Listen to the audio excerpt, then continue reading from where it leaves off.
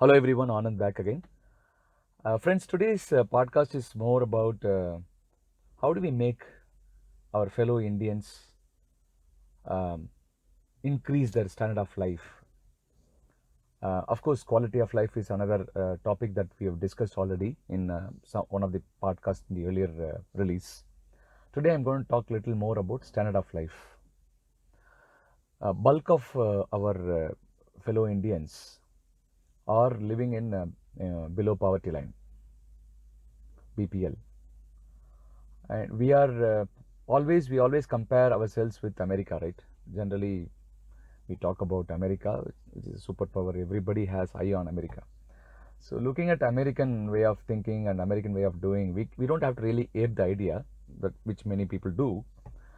I just look at 35,000 feet understanding. We are in terms of land, we are one-fourth of America, but in terms of population we are four times of American population. I think they are 35 crores. We are 130 crores, 135 crores. So we are four times, in terms of human capital or human population, so high. Obviously, what happens, what is really taking a real good beating is the economic standard of fellow Indians. Unless we look at this economic freedom or financial freedom for every individual in India, I don't think we'll be able to really become something great nation down the line. I come from a background of rather inclination or involvement more and more on spiritual life and spiritual practices, which I repeatedly shared in my earlier podcast and my various circuit talks and all that. Having said that, does it mean that we don't have to materially prosper? No way. I come from a school where the spiritual school always teaches we need to integrate both material welfare and spiritual welfare together simultaneously. Not at the cost of one, we should lose another. Which means materially we must be successful. We must accomplish the goals that we set for ourselves based on the skills, knowledge, whatever we have, aspirations that we have. At the same time, we need to also look at the quality of life, the spiritual pursuit, or whatever the other side of life, so that you can actually integrate both the extremes and bring the balance of our endeavors in life. Having said the economic freedom, the financial freedom, I firmly believe that every Indian should rise up to the occasion of increasing their earning potential in manifold.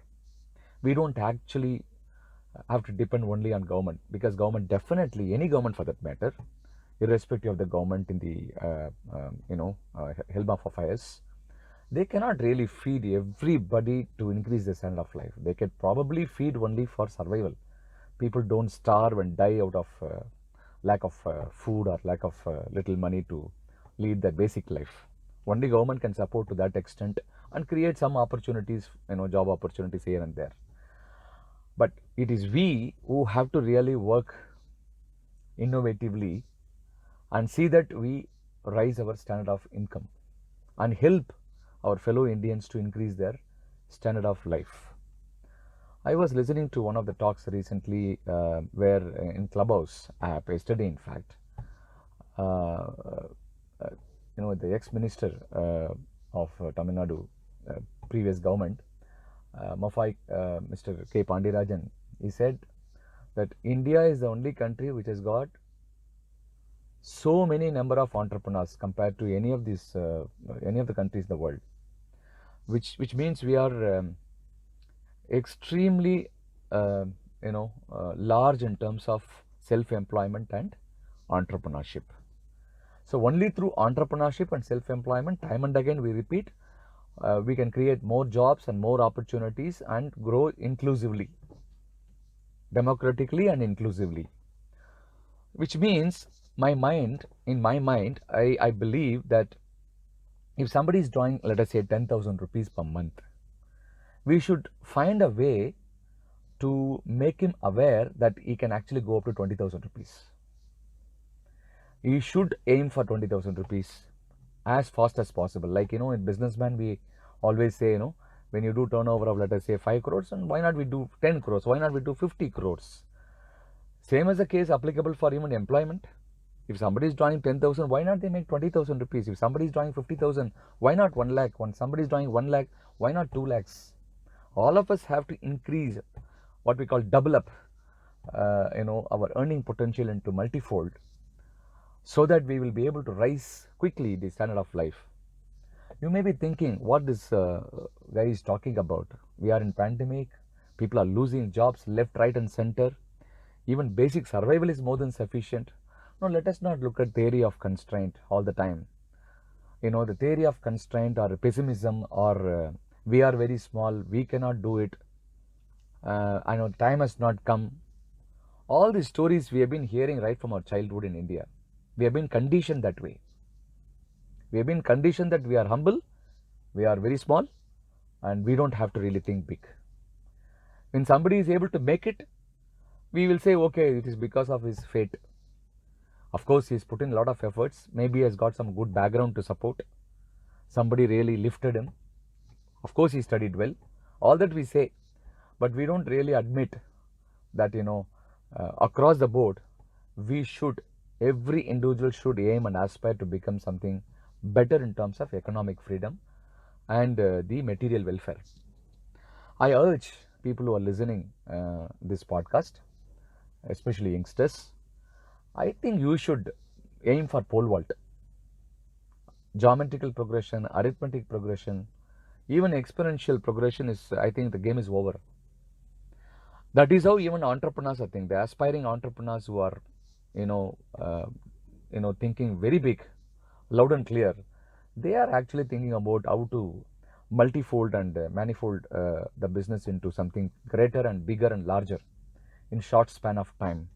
Not just looking at 20 years from now. They are looking at 5 years from now, 3 years from now, 10 years from now. The kind of power of when that they think is something phenomenal. I think this is definitely applicable for our individual endeavor too. Therefore, what I'm trying to convey here is, how do we do that? Okay, all of us wanted to make a lot of money and increase our standard, but how do we do it?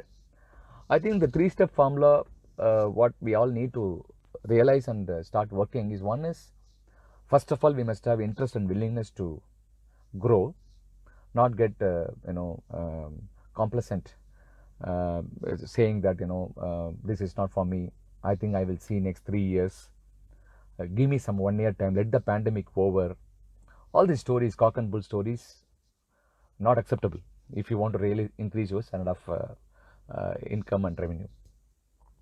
One is willingness and interest. Second is skill set. What I possess right now and what the market demands, or what my higher aspirations demand.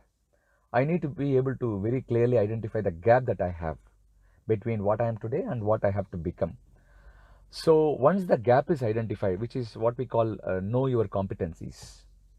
So once the skill gap is identified through whatever the ways in which you wanted to explore, maybe you can use some of the tools that are available, what we call know your competencies tool, and find out. There are a lot of mentors, a lot of counselors, a lot of experts, domain experts who are available to guide you to identify your gaps.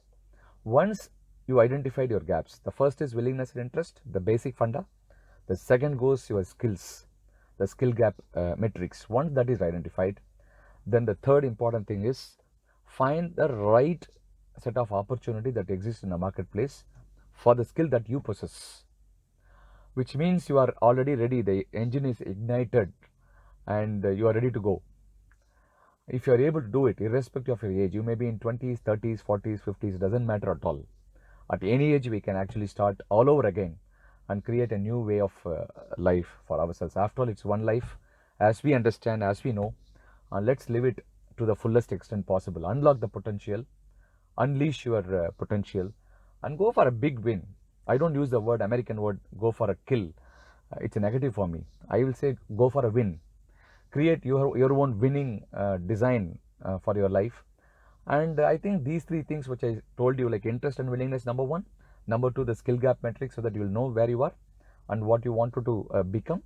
Third is, of course, search for the right opportunity to fix the right profile for you. Instead of people ask for job profile, you ask for right job in the marketplace. There are plenty of jobs available, and always when you go and talk to the HR heads of various organizations and entrepreneurs, they will say, we don't get right people, we only get resumes, we don't get the right resumes. So ensure that you first be deserved, and automatically the jobs will come to you. And if you are drawing 25,000 rupees today, I'm sure you'll be able to hit 40 to 50,000 rupees. Opportunity is still there. We need to really knock it with our skill sets.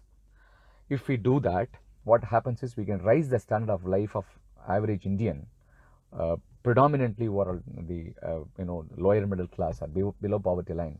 Slowly we can increase. If somebody is drawing only a whole year of 15,000 rupees, 20,000 rupees, 30,000 rupees, maybe we can increase to 50,000 rupees, maybe to 1 lakh, slowly, step by step. And I think you can hit the target in a very short span of time. I'm trying to inspire as many people as possible in my own way. Even this evening, I had a discussion with my gardener, who came and helped me out for last 2 days to clean my garden. So I was trying to understand how the earning potential he is enjoying, how much he's drawing every day, and how to increase his earning potential little more, maybe 25% more than what he's drawing. And I gave a lot of tips to him. I created little space for him so that he can play around and earn more money. He was so inspired and impressed. He said, definitely I will put all these ideas into my day-to-day routines and see that I increase my revenue potential for my family. I also helped him to cut costs on certain areas where the unnecessary expenditure can be reduced, so that family can improve the standard of life. So he was so happy to listen to all these insights.